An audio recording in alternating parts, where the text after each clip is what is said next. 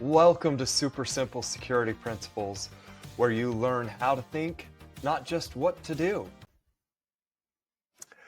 I'm Nick Jackson, here to learn along with my good buddy, Makani Mason. Whoop, do it that way. And he's our master guardian. He keeps us safe. He's awesome. Thank you, Makani. This is episode 88, Email Workshop Priority. And this is Dodge Phishers. So dodging those phishers. I love this episode. So Makani, I'm super pumped, but I'm going to take the reins for a minute from you. Are you okay with that? Sure. Hey, all right. To our listeners out there, I have got a really, really good friend that works in cybersecurity besides Makani, but he works in the corporate world. He goes around to people selling them tools, corporations, tools to help them avoid phishing and things like that. One of the companies out there that does a fantastic job, and I'll just say this company, is Proofpoint. They absolutely do a great job with corporate phishing. However, Makani, we've been talking to the individuals. We're talking to the people like me and you. So we've got these huge, awesome tools that are built for corporations, but the individuals who log into our email every night, we're still without a guide. So that's why this episode and taking the time to learn this is so important for the individuals. So with no further ado, Master Guardian, let's go, man. How do we start dodging phishing as email, like as individuals? Yeah, no, thank you. That's a great introduction. I agree. That's why we're doing this space. Is there's a lot of work going on in the corporate world, but not very much for individuals, families, even small businesses. Really are very underserved still. So yeah. So we're not going to talk too much. Well, we are going to talk some specifics about how to dodge phishing, but this is giving kind of a preview of what we're going to be covering in the workshop. Right. Ooh, I like it. So We're going that's to why, tease them with what they're going to learn. yeah. So that's why the title is, email workshop priority, because this is we've had 2 previous episodes. This is the third. We're going to be having 6 total priorities that we're focusing on, and we may break it down in individual segments. Like I talked about before, this is an exploration of the concepts to figure out. We want to streamline this and make this as fast as possible, but we're just kind of talking through what these priorities are going to look like. And obviously, dodging phishing, some of the priorities are going to be a little more, maybe some people prioritize it more or not, but I would be shocked if this is not going to be top of the priority list for everyone. Right. The only case, actually, when I've talked with people is sometimes there are people I've run into that think they're, maybe they're not susceptible, right? They're just like, phishing's just for the idiot, you just don't click on the wrong thing or whatever, right? Right. Yeah, right. And right, my response, of course, is if you think you're not susceptible, then you aren't paying close enough attention. Right. We've even talked back. about people that have gotten gamed at their own game on our episodes before. Yeah, exactly. Right. Go back and listen to episode 62. Go read Cory Doctorow's blog. So, yeah. But, so like with spam, I feel like the general response to this problem, though, is somewhat disappointing. There's these corporate solutions, and there's so many statistics about how many, phishing attacks start in email. Yeah. But mostly the only advice I hear, well, and actually, I'd be curious to hear from you. What advice do you feel like you have seen you get out there, Nick, in terms of how you avoid phishing? That's a funny thing. Everybody says kind of what you said earlier that I talked to. Well, just don't click on the bad emails. Yeah. And it's like, well, that sounds fine in principle, but they're not all junky. Granted, yeah, some phishing ones are easy to spot, right? Right. But there are other times where it's not, and it's done very, very well. Yeah. Yeah, exactly. Well, and this will, when I hear that too, I I hear the voice of like Mad-Eyed Moody from Harry Potter. Constant vigilance. Right. Right. And that just feels like a really big ask. Oh yeah. And the evidence, I think, shows that it's too much of an ask to be hyper paranoid about every email that you're ever looking at. Yeah. So, but the good news is, I think we can do better. And as with most email problems, the ideal solution, of course, is at the system level, and that's my big long-term dream we've talked about. Yeah. But in the interim, there is more we can do. Okay. So here's the kind of high level. And again, we'll get into the details on how to implement this in the workshop, but just to give you kind of an idea is, well, the first overall thing is what you do when the phishing email arrives is important, right? The not clicking, the looking at stuff. But you might be tired when that happens. You might be stressed, right? Mm-hmm. And the whole Yep. point of the problem is like you don't know when it's a phishing email, so it's hard to trigger a different behavior automatically. So again, you're going back to that advice of the constant vigilance. You have to be super paranoid about every single email, which is why it's so exhausting and why we still fail at it so much. Right. And so my focus is, okay, those are all good things to talk about. We'll talk about those. We'll keep emphasizing those. But let's add some other layers of things we can do before the email arrives to make Yeah. it easier, right? So that's kind of one of the big focuses. What can we do before the emails arrives? Yeah. And there's really, and I think we've talked probably both about these to some degree in different episodes, but there's two more kind of strong layers that we can add, and you can use them both together or just one or the other. Okay.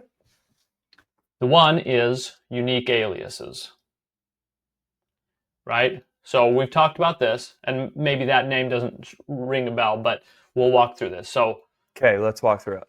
the reason phishing exists is because impersonation is so easy with email, Right. right? And so one of the things that helps with this is if you give out a unique email address to every website you go to. Yeah. That's what I mean by aliases. In the world of email, it's like a forwarding mailbox or a forwarding phone number or a privacy card like we've talked about. In the world of Yeah. email, they call them aliases because you only Okay. have Okay. one email box, but you have aliases. Like, Multiple yeah, just potential like pseudonym single writing use emails. aliases. Yeah.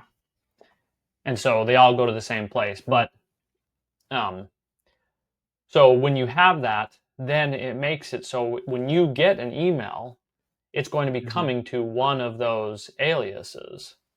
And so, say you set up an email address for Amazon Yeah. and an email comes into that Amazon address, but it's pretending to be from PayPal, Okay. right? Like, Mhm. immediately, you don't have, I mean, it's a very That clear email's been sign. compromised. Yeah, exactly. Yep. So obviously this is making sense to you. Yeah. And so one of the things that we'll be talking about is the fact that, like, so how do you do this? Because there's a lot of ways to do it, but with some email providers, it's easy. Some you have to add on layers. Some it's just kind of impossible. But and the one we'll most talk about is going to be Fastmail. Okay. That's my provider of choice, and the one we'll mostly kind of be pitching. Yeah. Not because I get anything of it, just because it's one that I've been using since 2013, and it's the thing that makes all the things I talk about in the workshop the easiest to do out of all the email providers. All right. Okay. So, but the tie it back is the most important thing about this strategy is Yeah. that you can do it ahead of time, like we talked about, before the phishing email arrives. And you can be tired or stressed when you create the alias. Fastmail will just generate an alias for you and you just put it in. So you don't even have to think of a good Okay. one either. Nice. I like that. Make it simple. Yeah. Okay. And with the way they do it too, like there are some places where you can generate like these junk email addresses, throwaway Yeah. email addresses, but some websites detect those ones. Mm. But with Fastmail, they're all mixed in with regular real domains, so So they go through. yeah, they go through. I've never had a problem with that. Excellent. So Okay. so that's one of the big layers, right? Is the unique email addresses. Right. And again, this is going to be something we cover in the workshop, right? Yeah, exactly. Great This just deal. kind of give you an example of the main ways we're going to focus on adding to our toolbox to fight phishing. That really Excellent. is it's just not much utilized out there. Yeah. So the other one is, and again, this goes back to the impersonation problem that is really the root cause of phishing. And so that's going to be an allow list or a whitelist approach. Okay. And so what that looks like is you add a step for email where you review the sender. So if it comes in, and if an email comes in, you have the system built in such a way that it knows, is this a sender that I recognize, that I have approved to send me email? Okay. So think of it kind of like if you're on Facebook or other places, before they can just send you messages, they have to do a friend request. Right. Okay. Okay. And Okay. that's a very different process than just reading a message from an existing friend. Those are two Right. distinct processes, right? Yeah. And so email doesn't have that notion inherently, but we can kind of simulate it with Fastmail or other tools. Okay. And so then this helps with the constant vigilance problem, where this provides a specific trigger where when we're reviewing a new sender, we can have, a higher paranoia level. Right. And with our approved senders, we can just have our normal paranoia level. Right. Right. So, That and makes again, sense. this takes some work. Sorry, go ahead. I was going to say it's just senders you start to trust, essentially, is what you're doing. Yeah, yeah. And it's some work, of course, but it's doable um, when ahead of time. Again, Right. I mean, at least building this system, and then Beforehand, essentially. yeah. Well, and when it comes in, obviously at that time you might be stressed, but I still feel like that's much more doable when you have these specific buckets than just the constant vigilance idea. So, Right. Oh, absolutely. Yeah. and again, Fastmail is really good at this, but there are some other good tools as well, but Yeah. it is noticeably absent from most, if not all, free email providers. Right. So just a little plug there, and we'll get more into that in the workshop. But Nice. so that's all I've got for today on that. Okay. So what's your takeaway, Nick? So my takeaway is in this workshop, we're going to be diving into deeper details in the two forms of protection against dodging phishing. For starts, we're going to walk them through how to create unique emails so that they could do a better job of eliminating that. And then we're going to also walk through and basically do some work a little bit beforehand. When we get something come in, we're going to categorize it as this person I know. Again, I'm using Nick's terms, but we're going to do just a little legwork up front. It doesn't seem like a ton, but then it will easily start to distinguish who's a legitimate sender or who's not. Yeah, and I feel like the time investment, it's a proactive upfront time investment. But if you think about the time and energy wasted on spam, I feel like it's going to be. I mean, I certainly feel like that for myself. That Yeah, it's a time investment, but you get it back. It's not just time wasted. It's not just time spent, but it's time invested, and you get a good reward on your investment. So, absolutely. and the other kind of way to think about it is just is a trade-off. everything is trade-offs. Do we want to do a little bit of work up front, or do we want to have that risk and the work later? Seeing the ugly phishing stuff. Ounce of prevention is worth a pound of cure. Those kind of ideas. Absolutely. So, Absolutely. So, and just a little reminder, we've got corporations that are spending thousands upon thousands of dollars to get these type of features, essentially. Yeah, I don't actually know what the all the things that look like that like Proofpoint and stuff do exactly. I'd be curious to know what they do and how I could improve it. But I love one day. Shout out to Proofpoint. Yeah. So, okay, that was a good one. are you ready to take action and wondering where to start? Get my Bulletproof My Identity Starter Kit for free.